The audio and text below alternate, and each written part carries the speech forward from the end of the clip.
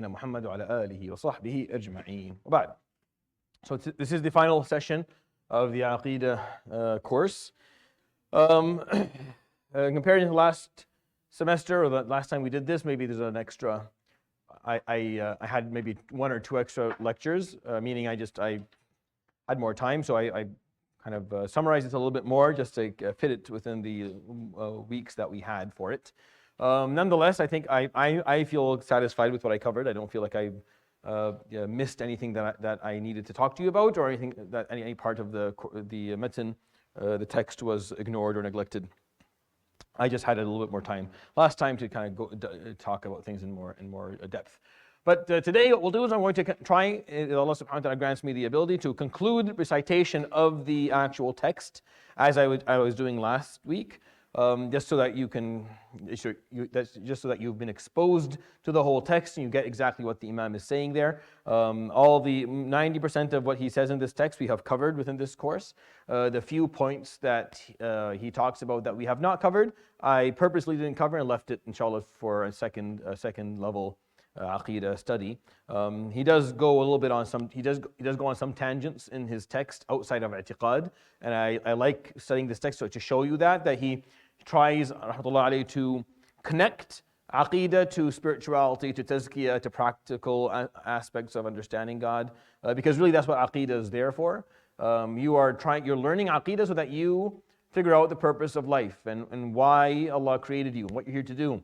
If you want to draw yourself closer to Allah, when you say the word drawing yourself closer to Allah subhanahu wa ta'ala, how do you do that? He's not a physical being to draw yourself closer to Him. You can't really necessarily have a two-way conversation, a verbal one that you're used to having. You can't. So how do you love Allah subhanahu wa ta'ala and feel His love subhanahu wa ta'ala? This requires a certain degree of growth and a certain level of understanding and comprehension of Allah subhanahu wa ta'ala that will allow you to achieve this. Without understanding this, it's going to be very difficult for you to get what you want. And this is really why we're studying i'tiqad, because it helps you understand who Allah subhanahu wa ta'ala is and why it's important for you to draw yourself closer and what's that going to look like.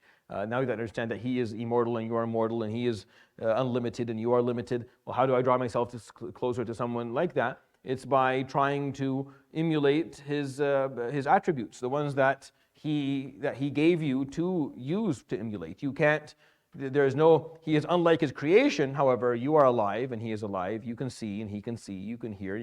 He gave you attributes from His own so that you may understand Him subhanahu wa ta'ala, so that you may comprehend Him a little bit better. And then He talked about Himself as being the Ghafoor and the Rahim and the most merciful, the most compassionate, the most loving, the most forgiving, so that you may emulate Him subhanahu wa ta'ala within these attributes, understanding that you are not going to be able to be like Him, but you can be similar to His attributes to the best of your ability within this life. And that's how you draw yourself closer to Allah subhanahu wa ta'ala. And understanding that on a proper level requires a reasonable comprehension of aqeedah, of understanding who Allah subhanahu wa ta'ala is in general in order for you to do that.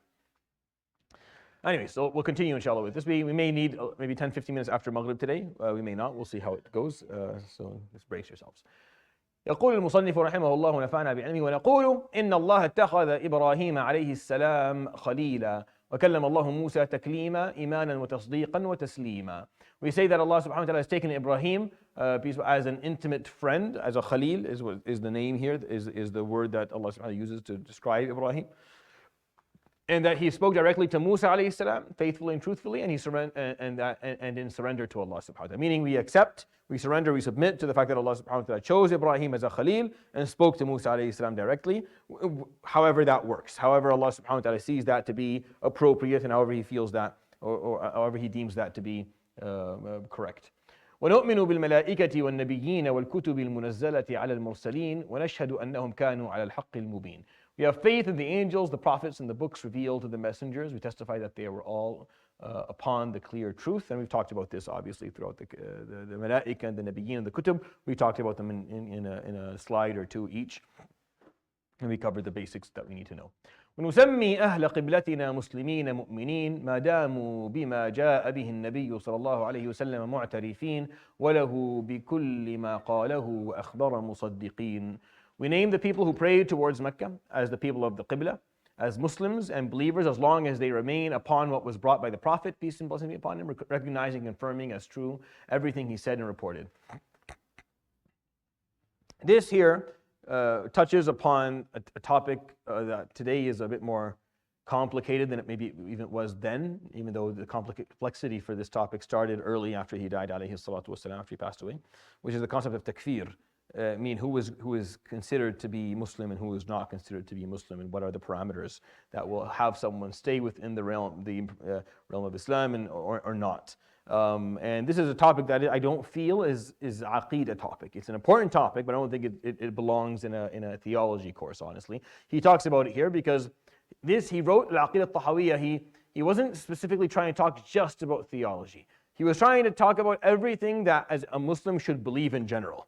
Like what your beliefs are in general as a Muslim, not just theological, but also practical and kind of attitude and perspective and worldview type of that was his goal when he wrote this text, which is why we find certain topics that are not necessarily theological in nature that he talks about here, but I think they're still valuable.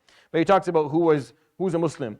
Ahl al-Qibla, those who pray towards the Qibla, who recognize the Prophet ﷺ to be the final prophet and messenger and accept what he brings. The details into that don't matter.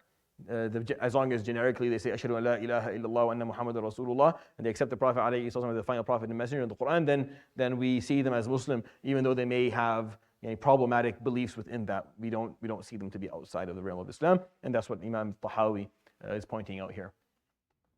وَلَا نَخُوضُ فِي اللَّهِ وَلَا نُمَارِي فِي دِينِ اللَّهِ. We do not speak vainly about Allah, and we don't really argue about the religion of Allah. Argue, as in we don't compromise. Really, it's not really argue here. This is really more compromise. The faith or the deen or the religion of Allah subhanahu wa ta'ala. I mean, again, the respect and reverence that we owe Allah subhanahu wa ta'ala in general. All right. Oops, too much. All right. ولا نجادل في القرآن ونشهد أنه كلام رب العالمين نزل به الروح الأمين فعلمه سيد المرسلين محمد صلى الله عليه وسلم. So we do not dispute over the Quran. We testify that it is the speech of the Lord of the world, sent down by the trustworthy spirit Jibreel, who taught it to the master of the messengers Muhammad alayhi salatu wasalam. Again, this is how we view the Quran. This is our belief in the Quran. وهو كلام الله تعالى لا يساويه شيء من كلام المخلوقين ولا نقول بخلقه. It is the speech of Allah the Almighty, in no way equal to the speech of any of His creatures. We do not claim it to be a creation, and we've talked about that in some degree of depth, so I'm not going to spend any time talking about that piece. ولا نخالف جماعة المسلمين. And we do not oppose the united community of Muslims. Again, not theology, but a general attitude or perspective that we carry. We don't go against the jama'ah, the unity of the Muslim ummah. ولا نكفر أحدا من أهل القبلة بذنب ما لم يستحله. We do not excommunicate anyone from Islam who prays towards Mecca due to a sin, as long as he does not claim it to be lawful. ولا نقول لا يضر مع الإيمان ذنب لمن عمله. Nor do we say sins do not harm the faith of those who commit them. These are all based on long lasting arguments within theology. So the first one, takfir, I already talked to you about. He states very clearly that anyone from Ahl al-Qibla, we don't see them to be a non-Muslim, no matter how many sins they perform, unless they claim them to be lawful. So this is where this argument. So I said earlier that as long as he accepts the Prophet ﷺ as the Prophet and the Quran, then they're Muslim. Now, if they decide to say, well, yeah, I accept the Quran, but I don't, for example, accept Ibrahim to be a real character, right? Then that's really not accepting the Quran, because the Quran talks about it a lot. Zina, I accept everything, but I don't think zina is haram. I don't accept the verses within that's a problem, right? Now, if the person, and I'm going to say this because I think it's important for you to understand it, not to encourage it, but it's important to understand. If the person says, no, I accept the Quran and I accept the fact that it talks about zina, but I don't think zina means what you are telling me it means. Now, if they say that, they're wrong, but they don't leave Islam by saying that, if that makes sense to you. They're wrong because they can't redefine a term that's been defined from the beginning of time from a linguistic perspective. But if the person comes and argues that I understand zina to be something different than what it really is, and I accept the Quran and accept the fact that it tells zina is haram, but I don't understand it to be what you understand it to be. That person is fasiq, they're dal, they're all the, but they're not kafir. That's called, because this person ta'awwala al-kalam, meaning they have an interpretation of the text. It's wrong, and they need to be pointed out to be wrong publicly if they take this publicly.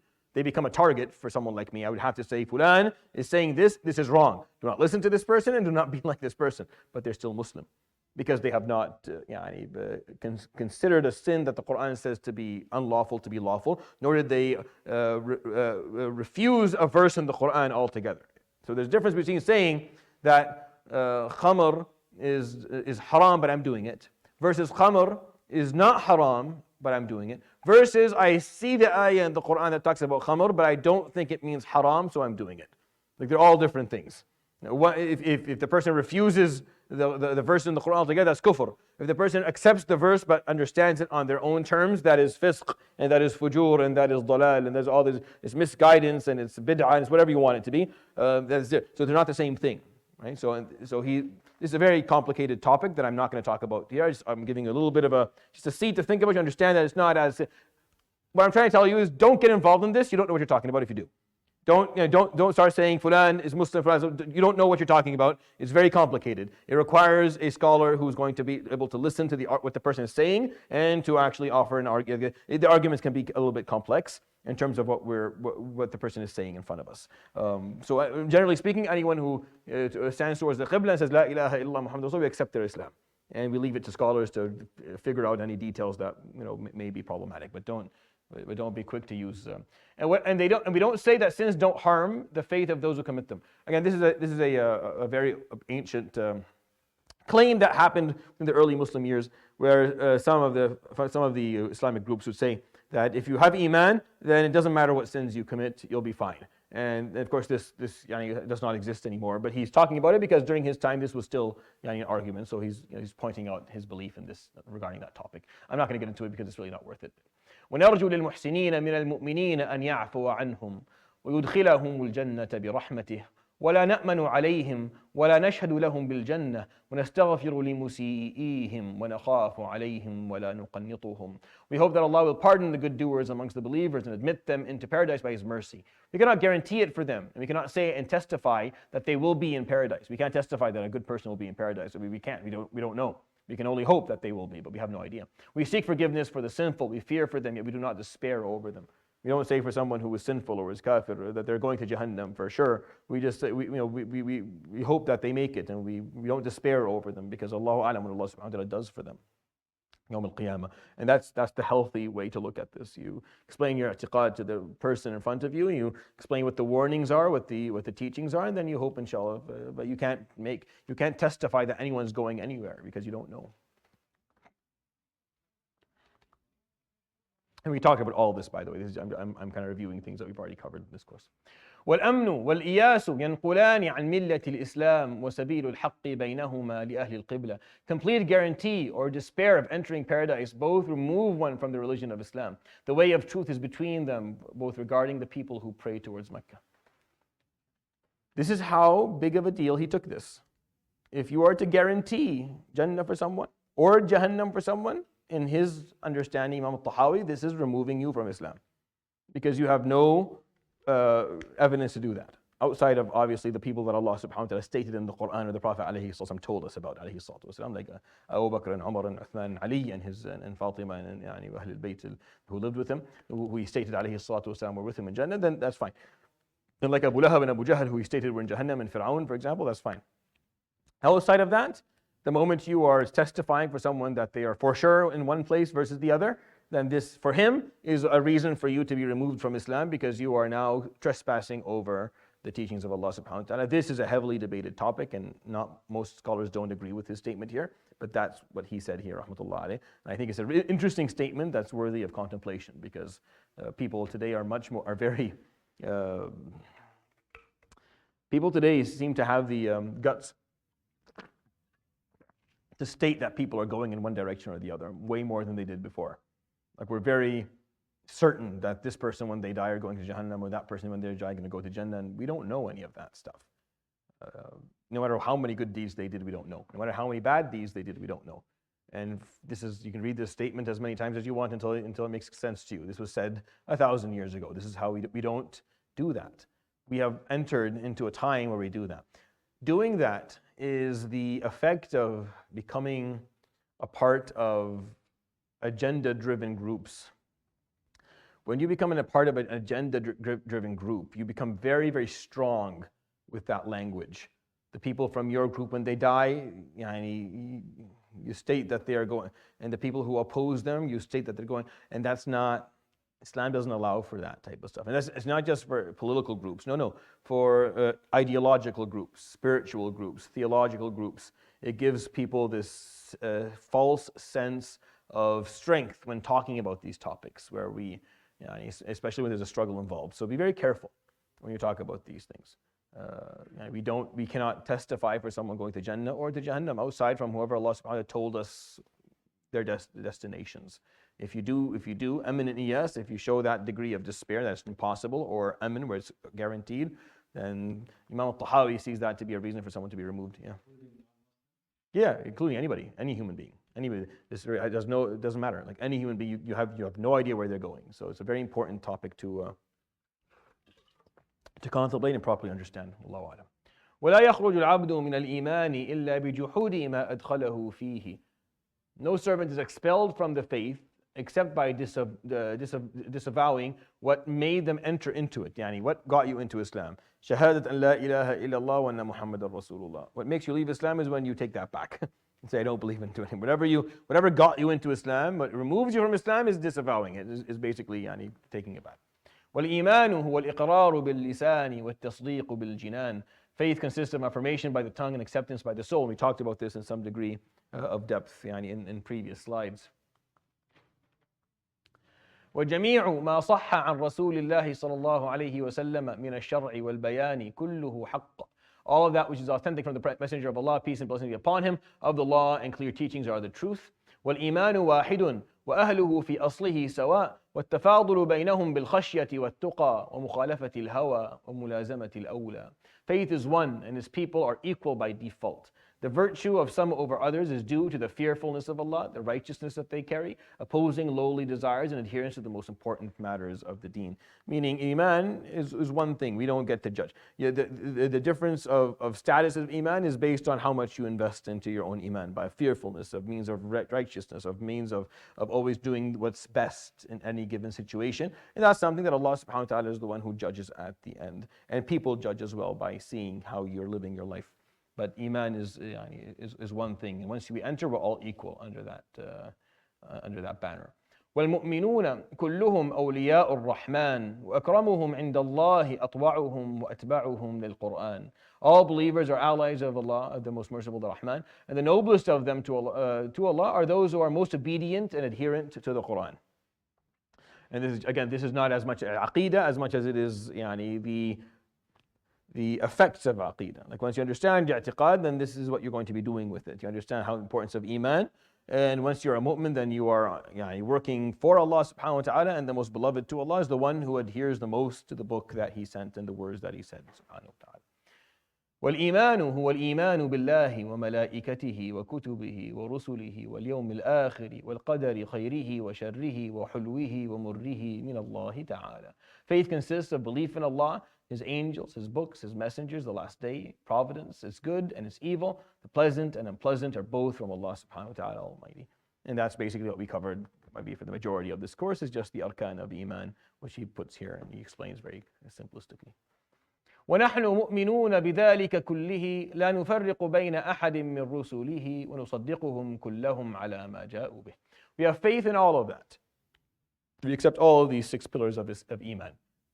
We make no distinction between any of His messengers. We don't sit down and rank them by, we don't have a ranking system. We don't think some of them are good and some of them are not. They're all khair and they're all good and they're all barakah. And we believe in all of them. We accept all of them as true in what they brought. Meaning the Christians were the followers of Isa. What Isa alayhi salam brought was the truth. What they are doing today may not be the truth, but that's not what Isa alayhi salam brought. And the same thing goes for Musa alayhi salam and any other messenger and prophet. When we study what they taught, it's the same as what the Prophet ﷺ brought. What you see people doing today who claim to be following them is the aspects where they go against the basics of i'tiqad, of theology. They have deviated from the teachings of their prophets. وأهل الكبائر من أمة محمد صلى الله عليه وسلم في النار لا يخلدون إذا ماتوا وهم موحدون. وإن لم يكونوا تائبين بعد أن لقوا الله عارفين وهم في مشيئته وحكمه إن شاء غفر لهم وعفى عنهم بفضله كما ذكر عز وجل في كتابه ويغفر ما دون ذلك لمن يشاء وإن شاء عذبهم في النار بعدله ثم يخرجهم منها برحمته وشفاعة الشافعين من أهل طاعته ثم يبعثهم إلى جنته. So here he talks a little bit about the concept of kaba'ir. And talking about Ahlul Kaba'ir is, I guess, a part of theology that I feel is a second level study for sure. I think it's something that requires like a little bit more, because we have to go through a number of different introductions, and then we have to talk about the different opinions that surround it and where these opinions kind of stem from. A basic theology study would not require us to understand, to go into any degree of depth regarding this, but he gives it a paragraph here that's worth maybe covering. He says, those who commit major sins. So the kaba'ir are major sins, or a small sin that you do consistently and don't stop. So that's what a kabira is. How do you define a major sin? It's anything that has a punishment attached to it in the Quran, or anything that the Quran said clearly is haram. Smaller sins are stuff that are understood by analogy, or the Prophet ﷺ pointed out that we don't necessarily have in the Quran, don't have a punishment for. So for example, ghiba and namima are considered kaba'ir for the majority of scholars. Like gossip is considered a kabira, not a saghira. I know people think it's not. Gossip is considered a kabira because there's an actual punishment attached to it in the Quran. And the Quran talks about it, and the Prophet ﷺ also attaches punishments to it. So by every mean of the definition, gossip is a kabira. So be very, very careful from this. I know some people take it lightly. It's not something to be taken lightly ever. Anyways, those who commit major sins among the nation of Muhammad may be in hellfire, but will not reside there forever. So they may be punished. Muslims who have major sins may be punished, but they will not reside there forever. If they die while they are monotheists, even if they had not repented. So if they die with tawheed and they didn't repent before they died, they will be punished, but they will not be there forever. After believers meet Allah knowing faith, they are subject to His will and His judgment. If He wills, He will forgive them and pardon them by His grace, as mentioned by Allah in His book, where He says He forgives whatever is less than idolatry from whomever He wills. If He wills, He will punish them in hellfire by His justice. Thereafter, He will bring them out of hellfire by His mercy and the intercession of the intercessors among those obedient to Him, and then raise them to paradise. So he explains, because the Mu'tazila had a different understanding of this, and a bunch of other Islamic groups early on make different claims of what would happen to Ahlul Kaba'ir. I mean, the people who had major sins and didn't repent from those sins before they died. We don't say where people are going. And here he's not trying to. He's trying to explain what our understanding of the process Yawm al-Qiyamah will look like for people with different types of situations, right? So someone who was a kafir mushrik, our understanding is they go to the hellfire and they stay there forever. Someone who is a mu'min musaddiq, who has no sins or has very little sins, will be forgiven and taken to Jannah. Someone who's a Muslim who had major sins and repented will make their way to Jannah. Those who had major sins or ongoing minor sins and never repented, they'll be punished and then go to Jannah. People who were not given the teachings from Allah subhanahu wa ta'ala, it didn't arrive to them, didn't reach them inappropriately, they'll be held to the basics of good and bad, and then they'll either be punished or rewarded based on that. And then you have the people, so you have all these different denominations, Yawm al-Qiyamah, that will go in different directions. This is used for us to understand in general how things work. It's not used for us to say, well, this specific person or this specific group that we see today is going in that direction. We don't know any of that. And we have to be very, very careful with that. وذلك بأن الله تعالى تولى أهل معرفته ولم يجعلهم في الدارين كأهل نكرته الذين خابوا من هدايته ولم ينالوا من ولايته. This is because Allah Almighty is the ally of those who recognize Him, and He will not deal with them in the two abodes as if they were the people who rejected Him, who failed to follow His guidance and did not earn His guardianship. So what he's pointing out here is that there's a difference between someone who rejected Allah subhanahu wa ta'ala altogether, rejected faith altogether, never had any form of belief at all, versus someone who did but struggled and failed and had kaba'ir and didn't. They're not the same. Allah subhanahu wa ta'ala recognizes those who acknowledged Allah subhanahu wa ta'ala and at least showed iman, even though they failed maybe to practice it appropriately. So he's just making a distinction here that they're not exactly the same. And that distinction is, you just continue that in other directions. Allah subhanahu wa ta'ala has distinctions amongst all people. not every act of kufr is equal to every other act of kufr. Not all act of sins are equal to every, like, there's a lot of different types of mistakes and a lot of different types of good deeds. Allah subhanahu wa ta'ala has distinctions between all of them. And then he continues, so he goes, Allahumma ya waliy al-Islam wa ahlihi thabbitna ala al-Islam hatta nalqaka bih. He makes a small dua in the middle of this. Oh Allah, guardian of Islam and his people, keep us firmly upon your deen until we meet you.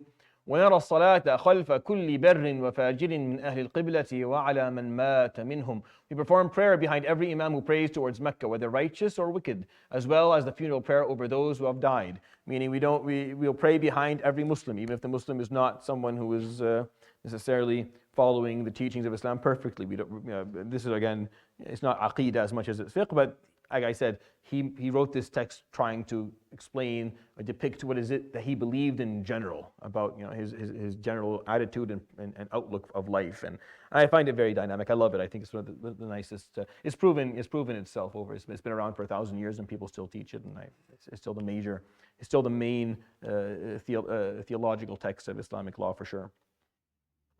And he's pointing out that we praise janazah over every Muslim, whether they are sinful or not sinful or whatever. So anytime a Muslim dies, you pray janazah, even if they did suicide. Even if they committed suicide, like you still perform janazah upon them. This is a common question I get. You perform that anyways. You only don't perform if the person stated before they died that they weren't Muslim. Like they come from a Muslim family, for example, but they stated before they died that I'm not Muslim, I don't believe in God altogether. Then you don't perform janazah on that person. But if they were Muslim, you have no reason, they never stated anything, and they died sinfully, or they died, you still perform janazah prayer on them. Within this time that we're living in, for sure we do this. ولا ننزل أحدا منهم جنة ولا نارا ولا نشهد عليهم بكفر ولا بشرك. أهل القبلة لا يكفرون ولا بنفاق ما لم يظهر منهم شيء من ذلك ونذر سرائرهم إلى الله تعالى. We do not declare any of these people to be in paradise or hellfire. He's explaining kind of the topic from different angles. He's looking at it from different perspectives, repeating the same idea because it's very important even then. We do not accuse them of unbelief nor idolatry. The people who pray towards Mecca are not excommunicated nor accused of hypocrisy as long as they have not openly demonstrated anything of the sort. We leave their inner secrets to Allah subhanahu wa ta'ala Almighty. You don't call someone a munafiq unless they call themselves one. Unless they come out and say, I am munafiq, or they make statements that are very clearly of a hypocritical nature, as in they are saying negative things about Islam in general and trying to work against Islam, and you catch them saying something like that, then that is equivalent of calling themselves a munafiq. Otherwise, some sheikh who has an opinion is not a munafiq because you don't like his opinion. There's some sheikh who you just don't agree with the jurisprudent opinion that he's offering on something. He's not a munafiq because you agree you see otherwise. That's insane. And that's it's not how it's done. Like you can't call them a munafiq because you don't like the opinion that they're offering. Be very careful with these things. You can end up someone could end up sinful, and because of your reaction, you end up worse. Like you end up more sinful than they are because of the way that you dealt with their sin. So be very careful. A certain degree of wisdom here and knowledge and appropriate attitudes and responses that are required.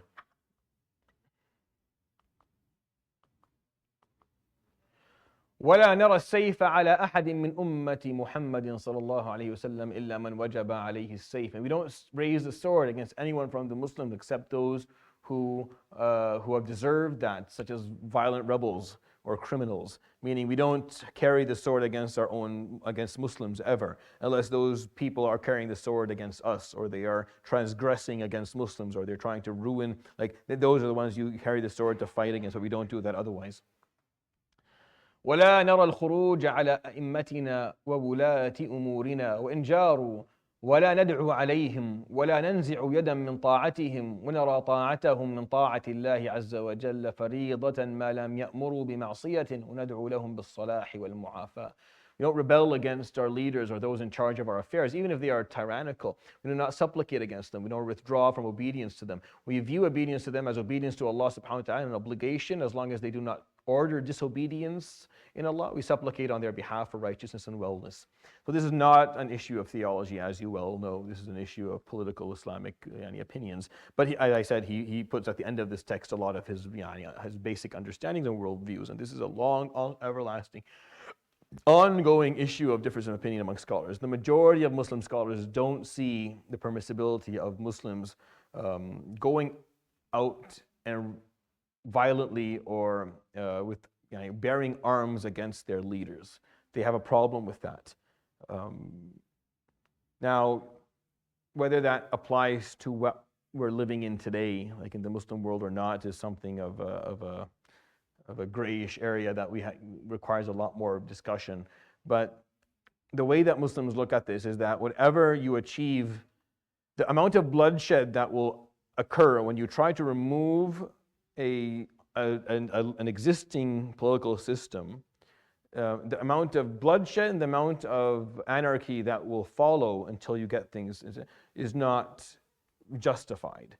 Muslims have a better chance of actually infiltrating systems within their countries and changing it from the inside more than they do from trying to rebel and get rid of it from the outside. And that's the Islamic understanding of stuff. And a lot of scholars today hold on to that. So my advice to you is that if a sheikh says something politically that you disagree with, don't get too worked up.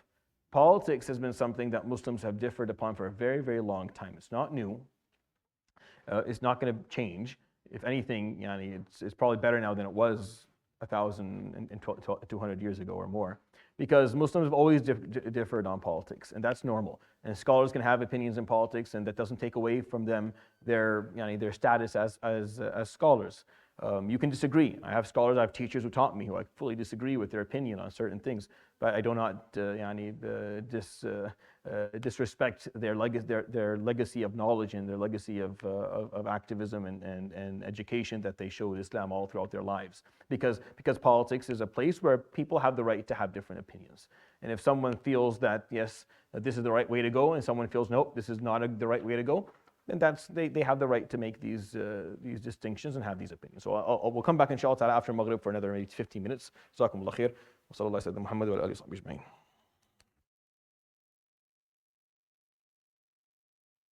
Go inshallah ta'ala. So again, just to be clear that the topic that he talks about here, rahimahullah, is very political in nature, and it's his general view and belief regarding things, but it doesn't necessarily it's not necessarily attached to theology to that degree. ونتبع السنة والجماعة الالتزام بالسنة والجماعة ونجتنب الشذوذ والخلافة والفرقة. So we follow the Sunnah, and the majority of scholars amongst the Ahl Sunnah wal Jama'ah committed to the Sunnah, and the majority of the Jama'ah. We avoid anomalous opinions, differences, and sectarianism. I think they messed up a little bit here about how this works, but the concept is the same. I don't know why it's written that way. I don't know what he did here. It doesn't matter. The concept is the same. This is the second time he's talked about iltizam bil jama'ah. ولا نخالف جماعة المسلمين. When we talk about jama'ah, what he's pointing out here is not from a jurisprudence perspective, nor from a theological perspective. He's talking about it from a political perspective. Meaning, when the Muslims come together upon something, we're not, as a Muslim, I'm not going to be the one person who causes the obstacle. I'm not going to be the one person who causes the furqa or the disunity amongst them when they have a direction that they want to go in. And that's important to understand. As a Muslim, you are always a force of unity. You're never a force of disunity. And that's what he's trying to say here. وَنُحِبُّ أَهْلَ الْعَدْلِ وَالْأَمَانَةِ حب أهل العدل من كمال الإيمان ونبغض أهل الجور والخيانة. We love the people of justice and trustworthiness, for the love of the people of justice is among the perfection of faith. We hate the people of injustice and treachery and treason. So what he's saying here, rahmatullah alayhi, is the importance of recognizing those who are spreading the values that we believe in. So the people that spread those values we continue to love and we continue to support. That's a way to show your iman. And those who betray and perform dhulm and oppress and transgress and harm, we continue to oppose them and show hatred towards them because of what they are harming other people with. And that's how we carry ourselves as Muslims. وَنَقُولُ اللَّهُ أَعْلَمُ فِيمَا اشْتَبَهَ عَلَيْنَا عِلْمُهُ. And we say Allah knows best regarding matters of knowledge which we do not have clarity upon. ونرى المسح على الخفين في السفر والحضر كما جاء في الأثر. And we see wiping over leather socks for ablution. This is obviously not aqidah. It's very clearly this is not. This is very clear this is not a part of theology. But as I said, his way of going is when he kind of talked about the basics of what theology was for him. He just went into his general attitude, his general beliefs, and how he sees Islam in general. And that's why I like this method, because it gives you a sense of what a scholar of 1,000 years ago really believed in, which is not very different than what we believe in today or at all. And there's value in that, and there's almost no other group on the planet that can say that. There's almost no other group that can say that 1,000 years ago the belief that the scholars of that time carried and the belief that the scholars carry today is the same, because of how much faiths, religions, and ideologies evolve over time. But for Islam, it's not the case, because of the fact that we have an anchor. The Quran is there and the Sunnah is there. It anchors people into how they see things. So what he's saying here is still what we believe today. والحج والجهاد ماضيان مع أولي الأمر من المسلمين برهم وفاجرهم إلى قيام الساعة لا يبطلهما شيء ولا ينقضهما. The pilgrimage of Hajj and the concept of combative jihad in the way of Allah are continuous under those of authority amongst us, righteous and wicked, until the establishment of the day of judgment. Nothing invalidates or rescinds them. وَنُؤْمِنُ بِالْكِرَامِ الْكَاتِبِينَ فَإِنَّ اللَّهَ قَدْ جَعَلَهُمْ عَلَيْنَا حَافِظِينَ. We have faith in the noble recording angels, for Allah has appointed them over us as guardians. وَنُؤْمِنُ بِمَلَكِ الْمَوْتِ الْمُوَكَّلِ بِقَبْضِ أَرْوَاحِ الْعَالَمِينَ. We have faith in the angel of death charged with seizing the souls of those in the world. And he's just talking about different details of Iman that you pick up from the Quran and from the Sunnah that we accept as Muslims in our lives.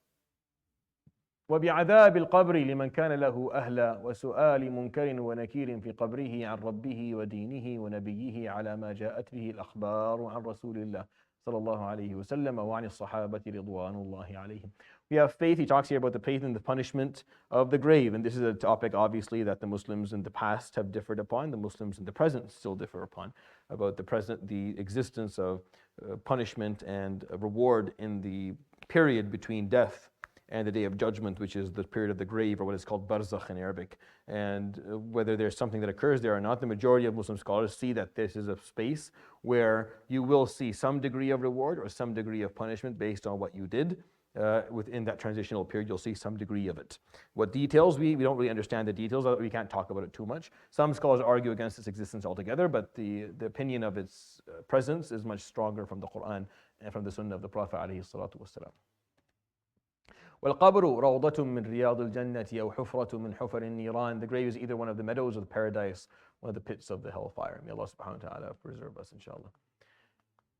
ونؤمن بالبعث وجزاء الأعمال يوم القيامة والعرض والحساب وقراءة الكتاب والثواب والعقاب والصراط والميزان. You have faith in the resurrection and the recompense for actions on the day of resurrection, the presentation of deeds, the reckoning, and the reading of the book of the deeds, the reward and punishment, the bridge over hell, and the scale, the mizan. All topics of Yawm al-Qiyamah that are in the Quran. He's just pointing out all of the different aspects of Yawm al-Qiyamah. And there's a full series that I did called The Stages of the Hereafter. I did a few years ago after Fajr or Ramadan. It's around 22 to 23 episodes. You can go online and listen to it if you want to know more about Yawm al-Qiyamah or the process of death and all that from an Islamic perspective. وَالْجَنَّةُ وَالنَّارُ مَخْلُوقَتَانِ لَا تَفْنَيَانِ أَبَدًا وَلَا تَبِيدَانِ. Paradise and hellfire are two creations that never end nor perish. فإن الله تعالى خلق الجنة والنار قبل الخلق وخلق لهما أهلا فمن شاء منهم إلى الجنة فضلا منه ومن شاء منهم إلى النار عدلا منه. For Allah Almighty created paradise and the hellfire before the rest of creation. Then He created people for them. Whoever He wills enters paradise due to His grace, and whoever He wills enters hellfire due to His justice, meaning based on their choices and their decisions. وَكُلٌّ يَعْمَلُ لِمَا قَدْ فُرِغَ لَهُ وَصَائِرٌ إِلَى مَا خُلِقَ لَهُ. Everyone acts in accordance with that which was decreed for him, becoming that for which he was created. وَالْخَيْرُ وَالشَّرُّ مُقَدَّرَانِ عَلَى الْعِبَادِ. Good and evil have been decreed for the servants, meaning what comes to them. And we talked about qada and qadr, and that's why I talked about qada and qadr in some degree of detail, because if you understand qada and qadr from the way we talked about it and you have clarity, then these phrases here make full sense to you. And if you don't, then you're reading these phrases and you don't necessarily understand what he's getting at. He talked about these things, assuming people comprehended the basics. والاستطاعة التي يجب بها الفعل من نحو التوفيق الذي لا يوصف المخلوق به تكون مع الفعل وأما الاستطاعة من جهة الصحة والوسع والتمكين وسلامة الآلات فهي قبل الفعل وبها يتعلق الخطاب وهو كما قال تعالى لا يكلف الله نفسا إلا وسعها. The ability required for an action is from divine facilitation, which cannot be ascribed to created being, along with the action itself. As for the ability from the view of healthy capacity, capability, sound means, it is before the action itself, and what is related to these are addressed, as it was said by the exalted Allah, holds no soul responsible except within what's in its capacity. So here, if you remember, we talked about khalq af'al al-ibad, the creation of the actions of people. And this is what he's referring to here in this paragraph, that he creates the actions, we make the choices, but he creates the actions. So go back to that lecture if you're confused on this topic and you hear me talk about it if you want to know more details. وَأَفْعَالُ الْعِبَادِ خَلْقُ اللَّهِ وَكَسْبٌ مِّنَ الْعِبَادِ. The actions of the servants are creations of Allah and are earned by the servants, as I explained. ولم يكلفهم الله تعالى إلا ما يطيقون ولا يطيقون إلا ما كلفهم.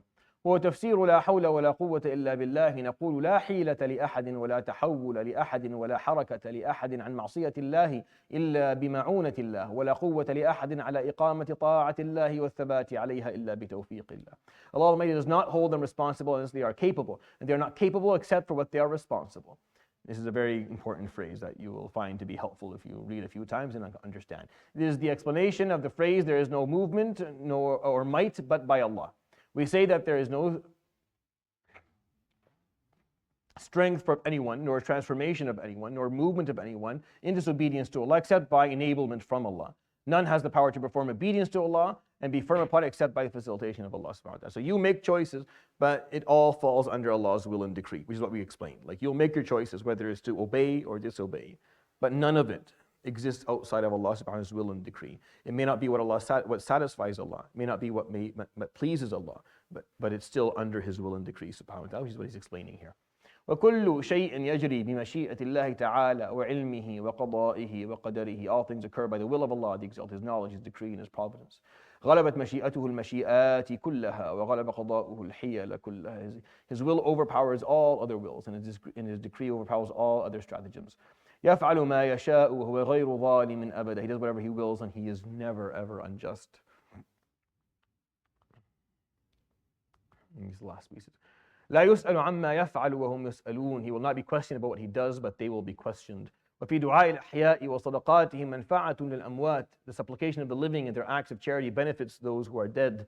والله تعالى يستجيب الدعوات ويقضي الحاجات. And Allah Almighty responds to supplications and fulfills needs. ويملك كل شيء ولا يملكه شيء. He controls all things and nothing has control over Him. ولا غنى عن الله تعالى طرفة عين. ومن استغنى عن الله طرفة عين فقد كفر وصار من أهل الحي. What is this? Yes. None can be independent of Allah for even the blink of an eye. Whoever considers himself independent of Allah for as much as a blink of an eye has committed unbelief and has become among the people of perdition, spiritually ruined if they die in this state. Meaning, the moment you say that I don't need Allah subhanahu wa ta'ala, then that's one of the phrases that causes you to leave Islam. If you say I don't need Allah, even for a second, if you don't need Allah subhanahu wa ta'ala, which is not something a Muslim would ever say, but if you say that, then that's what that means. That's an act of kufr in its own sense. We are always in need of Allah subhanahu wa ta'ala at all times. وَأَنَّهُ يَغْضَبُ وَيَرْضَى لَا كَأَحَدٍ مِنَ الْوَرَى. He becomes angered and he becomes pleased, yet not like anyone else besides Him. And this is obviously something we talked about at the beginning of the text, that His unlikeness to creation. So all of His actions, subhanahu wa ta'ala, that may elude similarity, you have different ways of dealing with them. So make sure you know those ways and that you're comfortable with saying these things.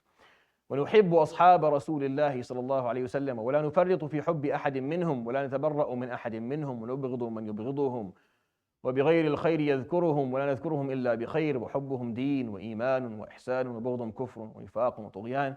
We love the Prophet عليه الصلاة والسلام, Sahaba, and we refuse anyone who refuses them. We love those who love them, and we don't say anything bad about them. When we refuse those who refuse them, or say anything bad about them. And loving them is a part of our iman, and disrespecting them is a part of nifaq and kufr. And this is how we see it at Ahlul Sunnah wal Jama'ah. The Prophet ﷺ passed away, showing satisfaction and pleasure with most of his companions ﷺ, and not with one or two or three. And that's a major difference between us and our brothers and sisters from the Shia denominations.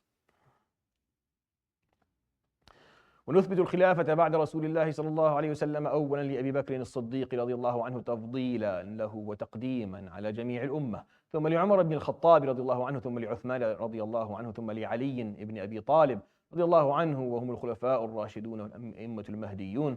We affirm the caliphate to be for Abu Bakr at the beginning because of his status, because Allah subhanahu wa ta'ala put him first, and then Umar, and then Uthman, and then Ali, and we accept all of them, and we love all of them. We see them to be the Khulafa al-Rashidun, who are guided by Allah subhanahu wa ta'ala, and they are the Imams of our Ummah.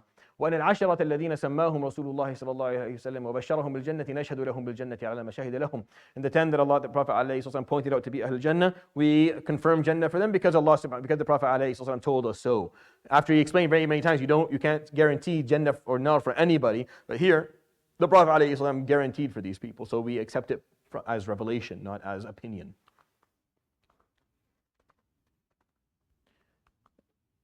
All right. So I think I'll end right there. What's left of it is, I'm going. I'll just maybe choose a few more. The rest of it is we can afford not to read. We can do it in the second level, inshallah, study. But I'll just maybe وعلماء السلف من السابقين ومن بعدهم من التابعين أهل الخير والأثر وأهل الفقه والنظر لا يذكرون إلا بالجميل وإن ذكرهم بسوء فعلى غير السبيل. The scholars of the first generation who preceded us, and those after them amongst the successors, the people of virtue, tradition, understanding, insight, and knowledge, are mentioned only in a gracious way. We don't accept those who mention them in other ways. Our ulama, the ulama of our ummah, should be respected, regardless of whether you agree with everything they said, or you don't, whether you belong to their school of jurisprudence or you don't, whether you belong to their school of thought or you don't. There has to be a way of looking at things. The moment you curse out a scholar that is not amongst the scholars you respect, then someone will do the same to your scholars, and then we open the door for us to disrespect scholars. Disrespecting scholars does not achieve anything aside from ruining the sanctity and the dignity of our own tradition and of our own ummah. If you want to argue against a thought, argue against an opinion, argue against an intellectual product, go ahead and do that. You don't need to go after a figure. You don't have to talk about this alim or this imam in a bad way to do that. Doing that does not achieve anything. There's no benefit and there's no win or gain in doing that. It just opens the door for everyone to do that against every other scholar, and then we end up disrespecting ourselves and the legacy that we have and the people who led our own deen. So there's no reason for you to go after figures and to say anything negative. If there's a fatwa or an opinion that a scholar had that you don't agree with, argue the opinion. Argue the topic, the idea, disprove it, and keep the status of the person who you argued against intact, because there's a difference between the status of the person and the intellectual product or the opinion that they carry that we can easily talk about whether it is correct or incorrect. Let me see. Why does this thing?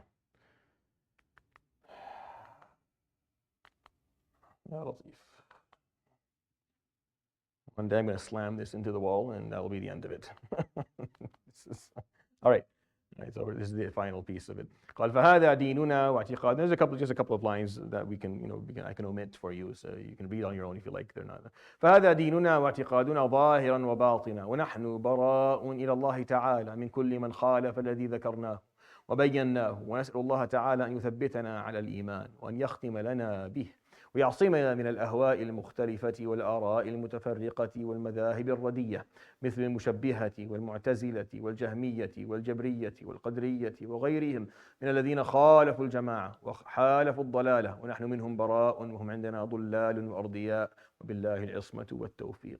This is our religion and what we take as our creed, inwardly and outwardly. We disown before Allah Almighty all those who oppose what we have mentioned and clarified. We ask Allah the Exalted to keep us firm upon faith, seal our lives with it, and protect us from various desires, sectarian opinions, and the doctrines of rejection, such as the anthropomorphists and mushabbiha, which we talked about throughout this course, the rationalists and mu'tazila, those who deny, which is a horrible name for them, they're called mu'tazila, those who deny the attributes of Allah, al-jahmiya, the fatalists, al-jabriya, the deniers of divine decree, al-qadriya, and others who oppose the united community and have made a pact of misguidance. We are innocent of them. For they are to us astray and ruined, and Allah alone is protection and guidance. And that is the end of the text. I just omitted maybe a couple of lines that you can read. It's not going to take anything away from the text. So I hope, inshallah, I hope for those of you who attended this course that you found it helpful and beneficial. I do advise you to go back. Aqeedah is a heavy or is a thick topic. So I do advise you to listen to some of these lectures again and to go over some of the topics again. Go through the slides. Read the slides that I put there specifically. If you're reading something, it doesn't make sense to you, go back to the recording and listen to it again. The more you allow some of these topics to sink in, the more clarity you'll have on Aqeedah, and the more you will appreciate why these things are important and how and what they do for you as a Muslim. And hopefully, inshallah ta'ala, you'll join us when we do. I will do a second level probably next year. Second level of Aqeedah. Those who take the first level will be able to take the second. If you don't take the first, you're not going to be permitted for the second.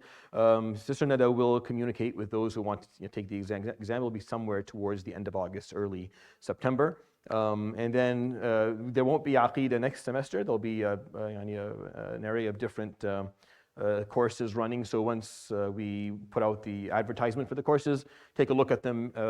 We have a new website this semester. So now we have a full an IED Academy website where you go, you have your own registration, your own email, you enter, and then you see the courses, you see which courses you've taken, which ones you've passed, and then you can start choosing from the courses that are available. Some of them, you can take some courses online, but we encourage you to take the courses that are going to be running in real time. Most of them will be in this masjid. Some of them may be in some of the centers around the city. We haven't worked it out all yet, but some of them will be there.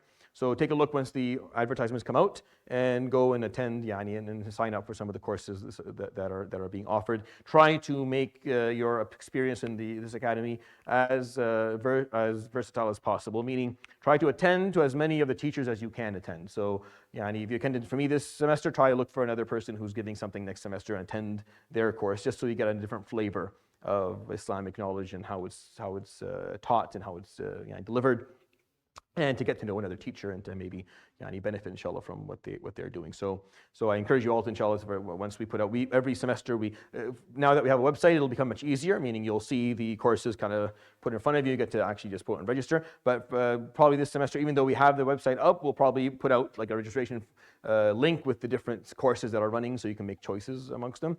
We'll have something around 8 to 9 courses running this upcoming semester in September. So there's a variety of things you can choose from amongst, inshallah. Some of them may be second level or second degree, so you may not be able to register, but there will be enough first level courses that you will find, inshallah, for you.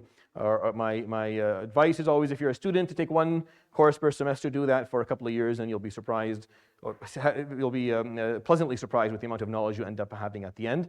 And if you're not studying and you're a professional and you have some time on your hands, try to take more than one. Try to take as much if you have some time, because you never know when you won't have time anymore. So when you have time, try to take as much as you can, so you can gain as much knowledge as possible for you, inshallah. So make sure that you do the assignments for this course so that you can actually pass it. And again, the exam that I offer, it's an open book exam. You can sit there with your laptop open. I have no problem. It's just timed. So it's 2 hours or 2.5 hours. After that, you have to end it. I do depend on people's amana, meaning sometimes you can't write it here. I allow you to write at home, but you have to time yourself. So the way I write the exam is that if you did not attend the course, you didn't take any notes, didn't listen to the lectures, even if I give you 2.5 hours, you will not be able to write the exam appropriately. I'll know if you listen to me or not. Like, I'll know just by the way you answer the question. Like, I'll read it, I'll call you in. It's not very pleasant when I call you in and say, bro, you didn't, did you? Level with me. You did not, did you? I'm like, no, I didn't. So make sure it's mandatory that you attend all the lectures. So if you didn't attend this, if there's a lecture you didn't attend, that's why we record it. Attend that lecture and take some notes, right? It's important. Don't treat this as you would treat a regular, high school, university subject. This is for your knowledge. I want you to make sure you're like, I'm a minimalist when it comes to teaching stuff. This method usually would take 2 years to be taught. Go ask people who've attended like a tahawiyah in larger circles. It takes 2 years for them to teach it. Scholars like to teach very, very slowly. They like to take forever to talk. I don't like doing that. I like to get to the point, give you the knowledge. But that requires for you to listen to everything that's being said and to keep up with it. So if you're going to give me 40%, you can give 40% when it's 2 years, and you'll end up with the knowledge. For this, you give 40%, you'll fail. Like you won't do well. I'll call you in, I'll ask you to go and re-listen and rewrite it again. I'm very kind about it, but no one seems to enjoy having that discussion with me. Like, I'm not, this is for you. I'm not bothered. It's really, I just want you to learn so that you can feel comfortable to talk about your deen openly and to discuss these topics with people, and for you to build on your Islamic knowledge. You have to listen to this stuff in depth, and you have to be able, and I like people who write. Like it's, and for the last couple of years I've had to explain it, because I want to hear your voice. The way that I would do, the right way for me to do this evaluation is to sit with each and every one here individually and ask you basic questions, as if I don't know anything about Islamic i'tiqad, and ask you about this text and have you explain it to me.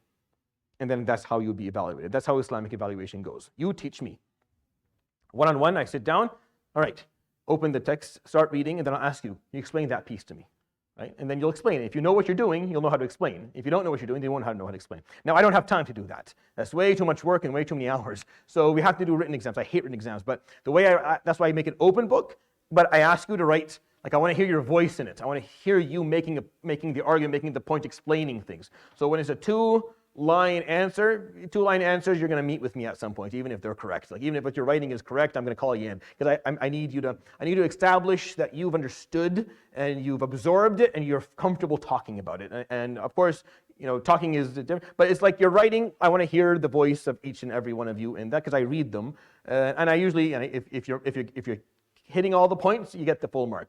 But I want to hear your voice and what's being explained. You could easily just copy and paste some of the slides, but I'll know that too, because I know the slides. So if you copy and paste, I'll just say, go explain things, talk about it. The questions are reflectional. The questions are, explain to me. I'll give you scenarios. I'll put you in a position. Explain to me how this works. Why is this important? Where does this come from?